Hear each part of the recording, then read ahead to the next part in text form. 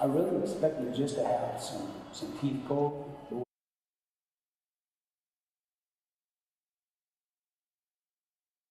Mother of 7. There is no way possible I could have financially supported myself going through something like this. And somebody else was fortunate enough to, bless the Grace Center with the fees and everything that was needed to help me. The Grace Center literally cleaning the teeth of these men that have never had their teeth cleaned. Almost in a sense, she is doing what Jesus is doing by washing their feet. And it's so wonderful to be able to have that relationship, that we know someone that we can turn to for the help. If we had the funds, had the facility for a permanent place, we could do some really nice work. If you're looking for an organization to support, I would highly recommend the Grace Center. They're doing fantastic work. They help a lot of people, and they need help.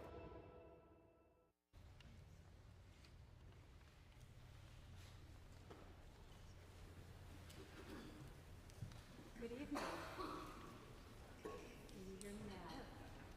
No. Okay, can you hear me now? Awesome. Well, good evening. Welcome to the Choirs Across Dallas Sing for Our City concert.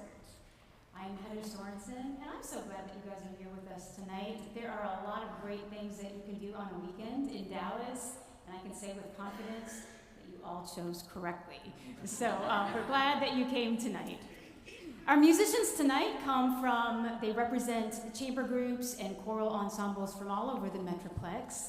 And if you are familiar with the Dallas music scene at all, you probably recognize some faces in both the choir and in the orchestra. And can I just say that it brings me so much joy when I reach out to so many musicians across the Metroplex and I explain what we're doing, and they respond with, absolutely, I would love to use my talents and my gifts to give back to our community. So not only are they amazing musicians, which you'll hear in a minute, but they are also wonderful human beings, and those are the types of musicians with whom I like to collaborate.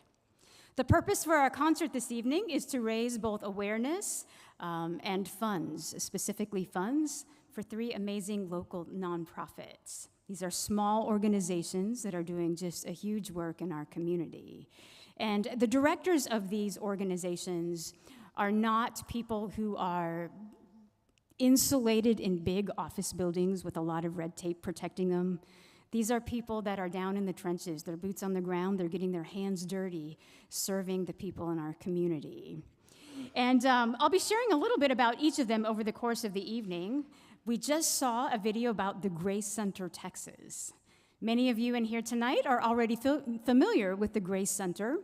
The Grace Center, Texas started about 7 years ago when Dr. Grace Smart, who is one of the beloved dentists here in the Dallas area, she became burdened when she saw the need in the city. And so she basically sold everything. She sold her practice, she sold her home, she sold her car, she downsized everything in her life so that she could pour herself and her resources back into the community. The Grace Center offers high-quality, compassionate dental and vision care to the homeless and the less fortunate here in our city. So Dr. Grace Smart, I don't know where you're at, but would you stand so that we can meet you tonight? Thank you.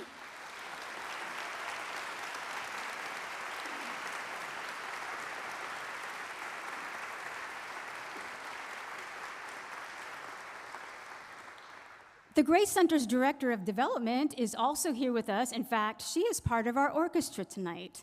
Lori Adams is on percussion with us, and both she and Grace will be at their table in the back after the concert, and I know that they would love to meet with you.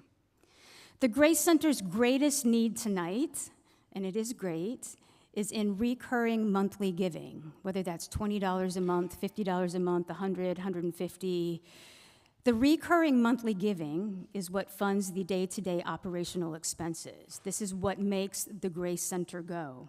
You can sign up for recurring monthly giving at their table in the back tonight, or you can go to your playbill, and there's a QR code that you can scan, and that will take you to the online sign-up for the recurring monthly giving. We will be taking an offering tonight, and any cash that's given this evening will be split among the nonprofits. Checks can be made out to each individual nonprofit. Every nonprofit that we're highlighting tonight also has a table in the back where they are prepared to receive donations, and then all 3 of those, you can do online giving through those QR codes. Okay, I think I said it all. So we are going to start the concert tonight with Sanctus, which is the 3rd movement of my Requiem.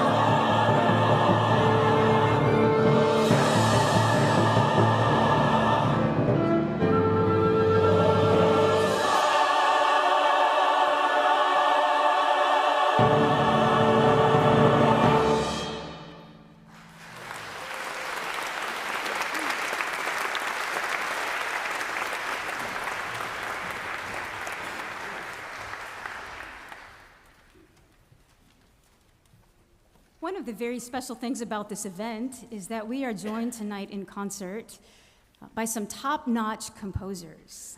These are leaders in their field and household names in the community who will be directing their own pieces.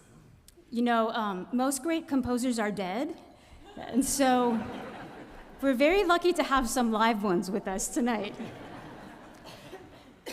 You'll be hearing next from Craig Courtney, and if you've ever been in a church choir, if you've ever been to church before, let me draw that circle a little bit bigger. If you've ever been to church before, you have probably heard the music of Craig Courtney. It's beautiful, elegant, and sophisticated, and I know you will love his selections tonight. He will be followed by Reginald Wright. And when I reached out to Reginald and told him about this event, He said, absolutely, I would love to be a part of that. And I think I would like to write a song especially just for this concert. And I would like to dedicate it to our 3 nonprofits. And so that's pretty special. And so Reginald will be conducting the world premiere of his piece, Do Not Pass Me By, and you guys get to hear it first. Craig, why don't you come on up, please?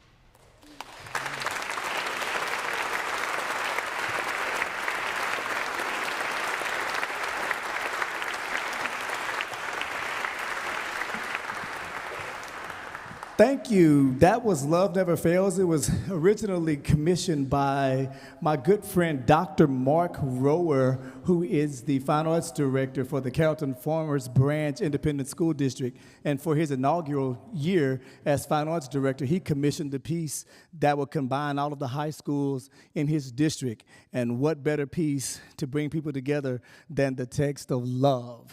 Love never fails. So thank you, choir. Thank you. Give a hand for these wonderful string players.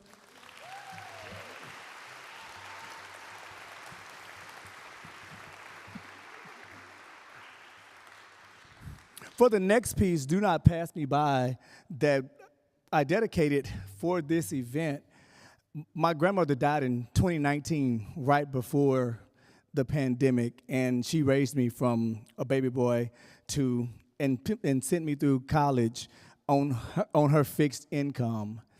And while we were growing up, she would just sing hymns around the house. And one of the hymns I remember her singing was Give Me Jesus. And another one that I remember was Pass Me Not, O Gentle Savior.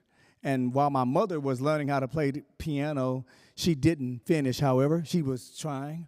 And one of the pieces she would learn how to play was Pass Me Not, O Gentle Savior. And she kept it up on grandmother's tall, upright piano.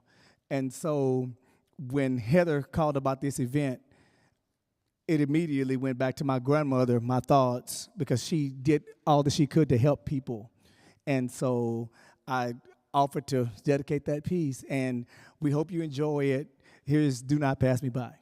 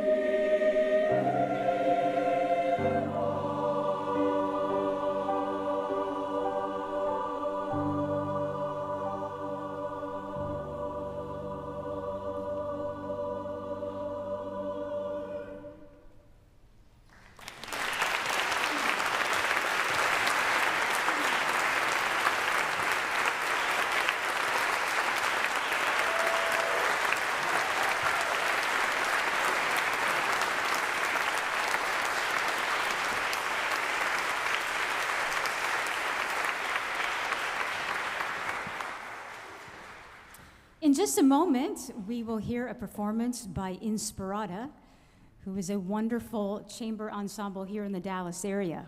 They formed as a group, I'm going to say a year or two before COVID, which is just a really unfortunate time to start anything, right?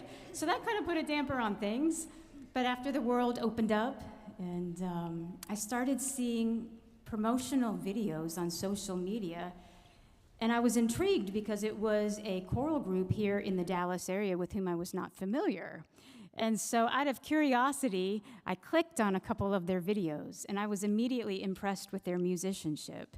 So I did a little bit of research and digging around and went to their website, and I met with some of their members, and that respect for their musicianship then grew to cover who they were as a group and who they are as people, because they don't use their talents and their group just to draw a spotlight onto what they do and who they are and the gifts that they've been given.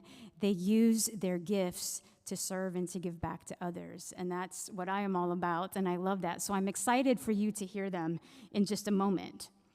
Before they come up, though, I want to introduce you to our second nonprofit for the evening, which is Cornerstone Crossroads Academy. Cornerstone Crossroads Academy is a second chance high school, helping students ages 17 through 25 earn a diploma, discover their purpose, and find pathways to success through rigorous academics, holistic case management, and supportive vocational training. The director is a friend of mine, Dr. Christy Lichtenberg. And Christy, I'm not sure where you are, but would you mind standing up so that we could meet you? She's all the way in the back, yes.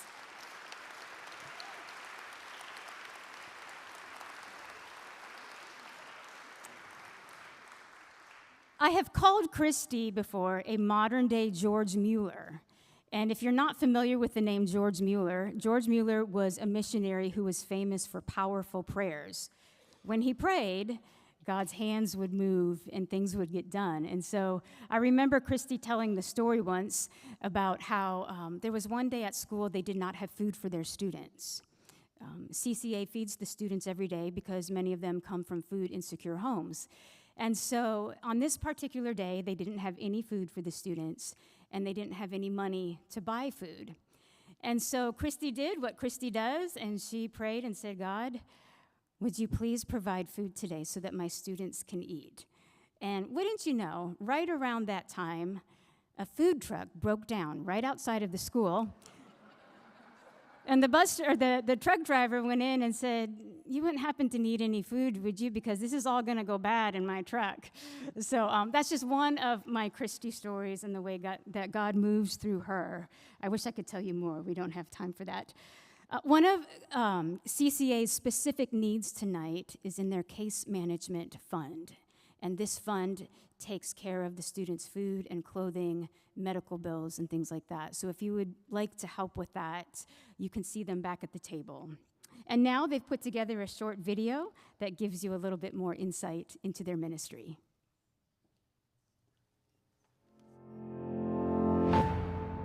I was into drugs really early on, violence, fast money, fast cash, step on people to get it. I was gonna be either dead or in jail. It was guaranteed.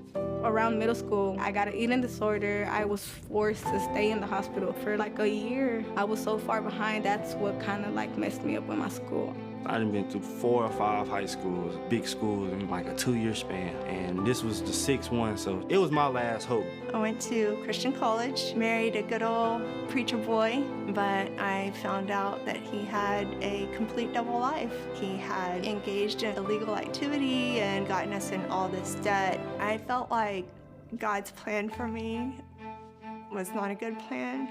And that is truly like where a lot of our kids find themselves. The majority of our students have experienced instability at home, food insecurity, poverty, addiction, legal issues, or just general anxiety around academics. People who have hit bottom, but they're eager to make a change, and they're willing to work to get it. My grandmother raised me and my sister. All she wanted from me was to graduate, because every time I come in the house, my sister's diploma was right there. My grandmother always left a spot for my diploma. She was just waiting for me to get it. After I became pregnant, and I was only 16, I decided it was time to make a change. I don't think the traditional high school was equipped to help me. I really needed special attention. If we were going to be able to help the kids academically, we had to help them holistically. Spiritual needs, their physical needs, their emotional needs, their social needs. So we have a few organizations that we partner with who offer glasses and vision, who offer dental, who offer medical, do counseling with our students. Coming to Crossroads, it really was concerned about me, and then after that, my education. I had the option to get my GED or get my high school diploma. We have a small staff to student ratio, so each student has an individual education plan, their own pathway forward to their goals. Once I had my daughter, I was determined, like a lot of things that I wasn't able to comprehend at other schools, like he taught me step by step. And for the first time in my life, here was a school where I didn't feel behind. Some of the people that used to volunteer up there, they become friends to you. So after a while, sitting here just being patient with me is, I'm getting mad because I'm getting the questions wrong and stopping what you're doing, coming to help me, I appreciate it. We're also helping them with job training and developing career pathways. We bring in a variety of professionals to talk to the students about what they do, how they got there, what were some of the struggles. There was a process, and sometimes their process looked a lot like yours. Miss Lisa, she came in, she's a professional artist, and she taught me about art and design. And basically I got to help design the mascot for Cornerstone. In a regular school, we don't get to do no stuff like that. Go outside and just spray paint and just paint and stuff like that. Every time I pass by the school, I look for it, 'cause that's a memory right there. I enjoyed that day. The first Christmas there was so beautiful, I fell in love with it. Wow, they do all this for us. This is a school I do not want to leave now, I'm gonna be here every Christmas, I'm gonna be here every time. So I started opening up to it, to the discussions and everything, started learning more about God. And I just feel like I was growing as a person too, not only in the educational side, but as a person. When our scholars graduate, they're ready to be career professionals. They're ready to support their families, and they're becoming the leaders our communities need. I took my diploma and I put it right next to my sister's diplomas at my grandmother's house, where it was always supposed to be. I was the first in my family to graduate high school, just right there with my daughter, and very emotional because I knew the struggle to get there. Kept believing on myself because I have somebody looking at me to show her. I graduated having you by my side, so anything is possible.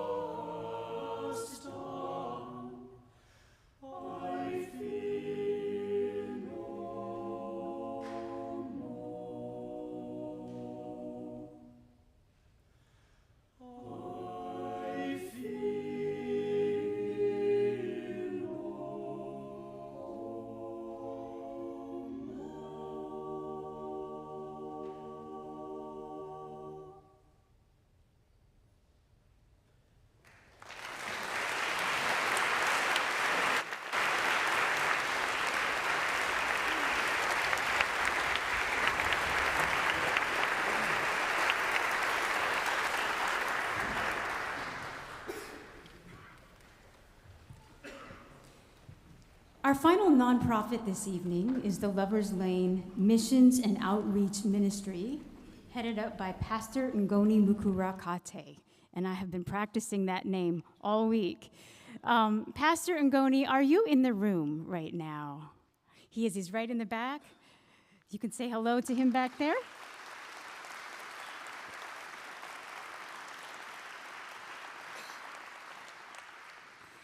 The Lover's Lane Mission and Outreach Ministry transforms both local and global communities through food programs, youth mentorship, prison ministries, and partnerships addressing homelessness. They bring hope, healing, and Christ's love to all that they serve.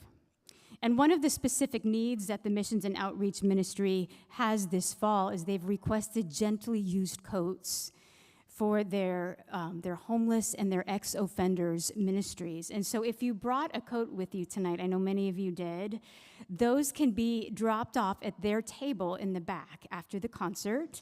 If you forgot to bring a coat, or maybe you were not aware of this need, Pastor Ngoni, can they drop those off at the church welcome center anytime this week? Is that a good plan? Yes? Okay, yes. So if you have one, make sure that you do that this week, because I know that the weather's going to change pretty soon, so we want to get those coats to the people who need those. So let's go ahead and watch their video right now.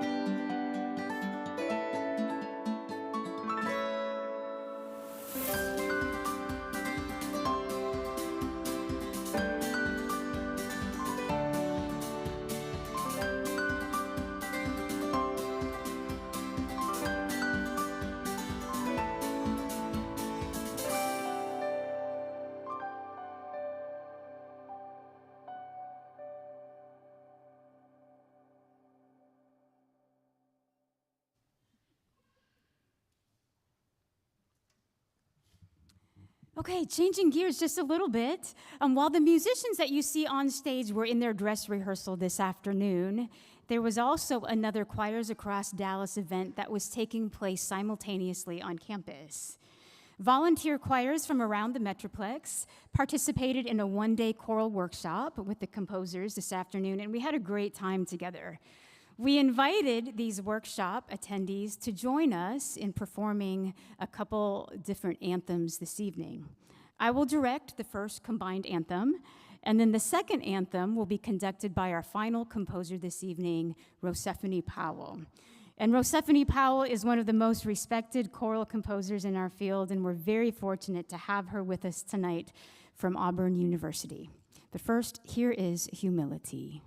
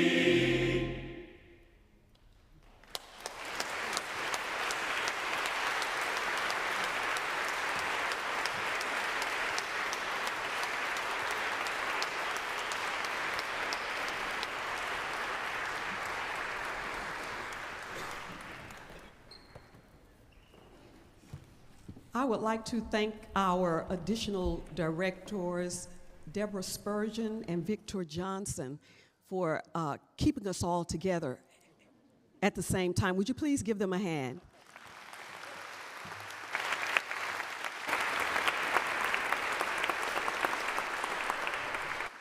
And then can we please give a wonderful, powerful round of applause to our organist, Katie Sheets. Fabulous, fabulous query sheet.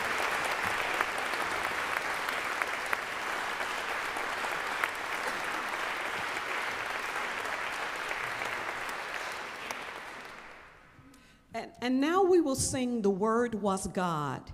And in this particular song, my goal in composing it was to take John 1:1. In the beginning was the Word, and the Word was with God, and the Word was God. The same was in the beginning with God. All things were made by him. Nothing was made he has not made. And what I wanted to do with this song was to begin by showing the nothingness that existed before God began to speak the world into existence. And as the song develops, we come to the last section.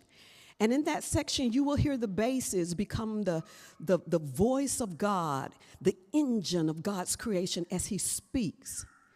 And when you hear the tenors come in, the second tenors, it'll be day one. And when the first tenors come in, it'll be day two. When the second altos come in, it will be day 3. And when the first altos come in, it'll be day 4. When the second sopranos come in, it is day 5. And when the first sopranos come in, it is day 6. And when we make our 7th entrance, the song ends because God rested on the 7th day. The Word was God. Was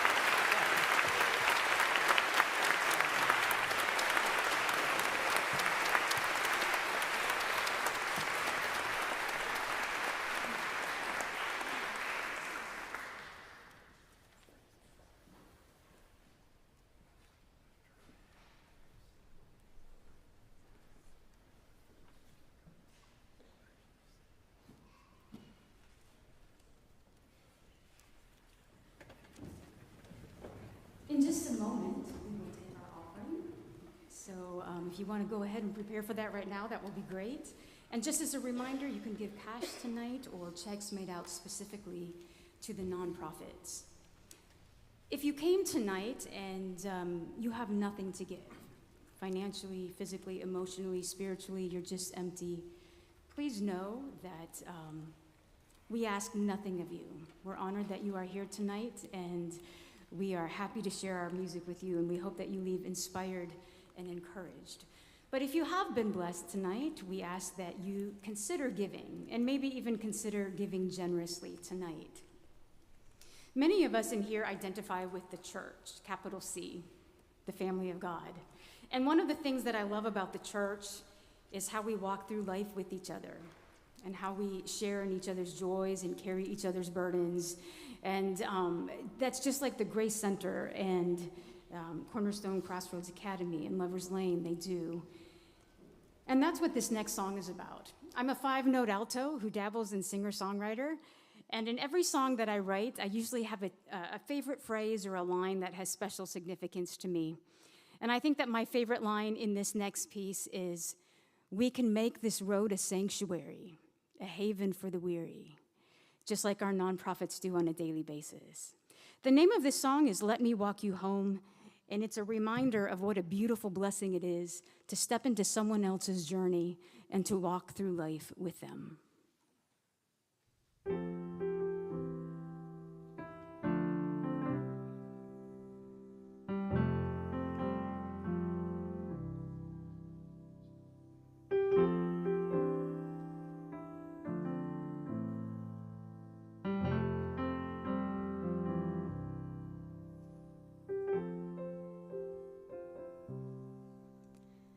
Maybe we've got years to go. Maybe time is short. The journey is important though, and we all need some support. In case you hit a detour where things come up unknown, you'll need someone to hold the light, 'cause not all roads lead to Rome. So let me walk you home. Is there something I can carry? Your burden's temporary, though they're heavy for today. Let me walk you home. The sun is getting lower, and the dark is getting closer, and before we know, the time has flown. So let me walk you home.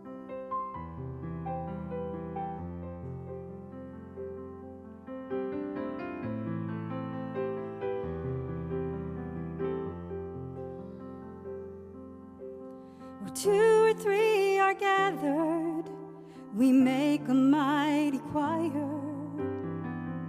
I will take the low notes, and you can take the higher. It's not a race to heaven, but if you get there first, I'll hand you off to Jesus, and I'll sing another verse. I'll sing another verse. So let me walk you home.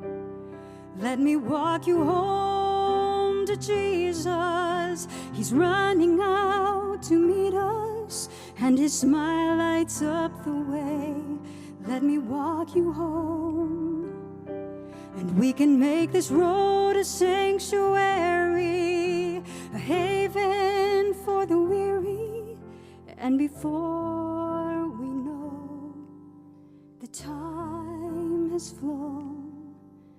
We blink our eyes, the years pass by. So let me walk you home.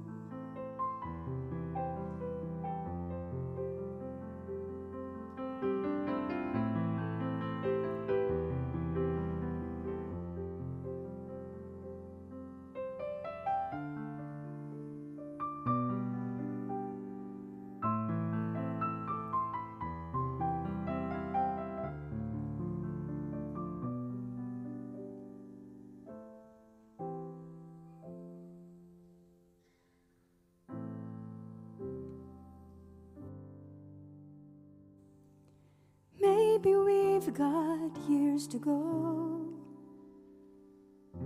Maybe time is short. The journey is important though.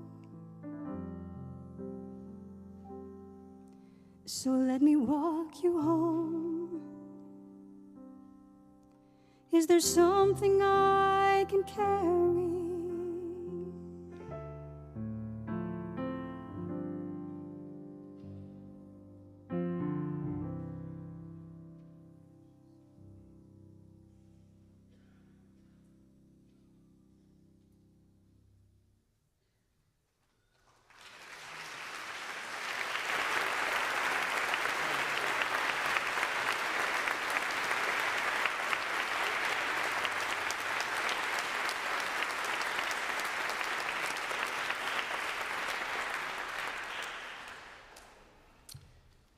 Our next piece is based on promises, that in the busyness of life, there's a fountain. In the bustle of everyday living, there's food, there's abundance that costs nothing. And that if we seek God, we will find him.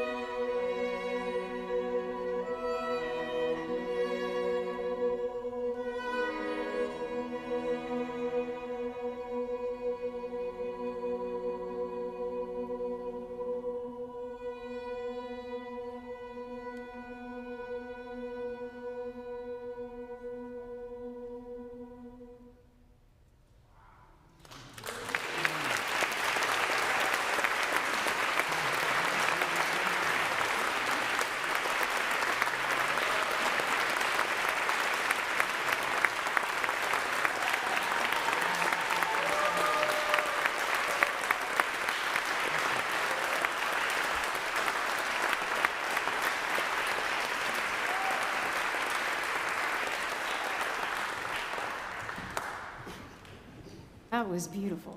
Wow. We have one more piece tonight, and I was trying to think, is there a song out there that would make everybody happy and generous and want to give a lot of money? Is there a song out there that everybody likes? And I think that's an impossible task, except I think I might have landed on it, y'all, at least for this state.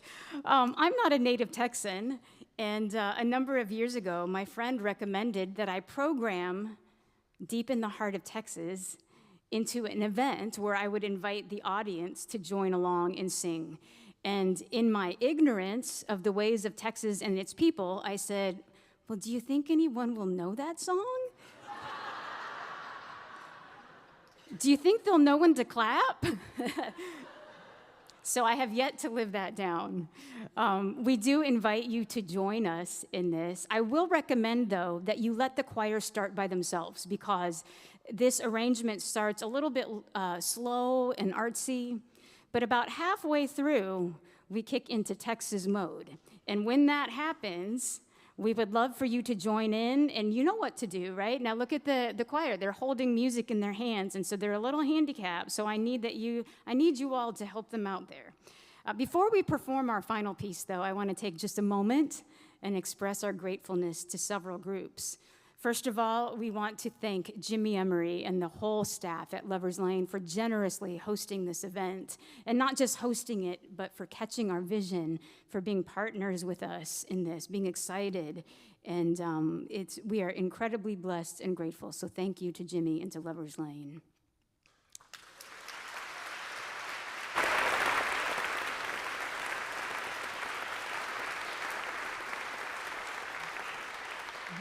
And then a special thanks to my composer colleagues and to all of the wonderful, wonderful musicians that joined us tonight who donated their time and their talents. They are fantastic.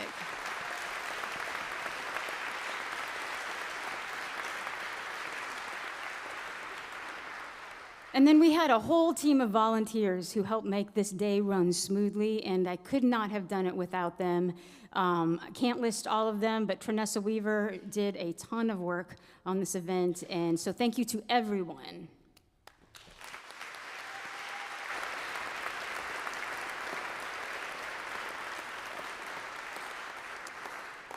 And then lastly, we encourage you all to stop by the nonprofit tables in the back when you leave after the concert. You can meet their teams, their directors. You can thank them for their service to our community. Maybe you can find out what specific needs that they have, so that maybe you can find out how your resources and your gifts can meet those needs. Even if this means that you have to stand in a line for a couple minutes, I know that they would be so blessed to meet you, and I think that you'll be blessed to meet them too. Also, the composers will be at a table in the back, and we would love to say hi to you as well, so come by and greet us. And then Inspirata also has a table in the back, and they would love to meet you and maybe even discuss, I don't know, some future possible collaborations. I don't know if you guys are doing that, but you can always have that discussion. Okay, so I think that we are ready for our last piece.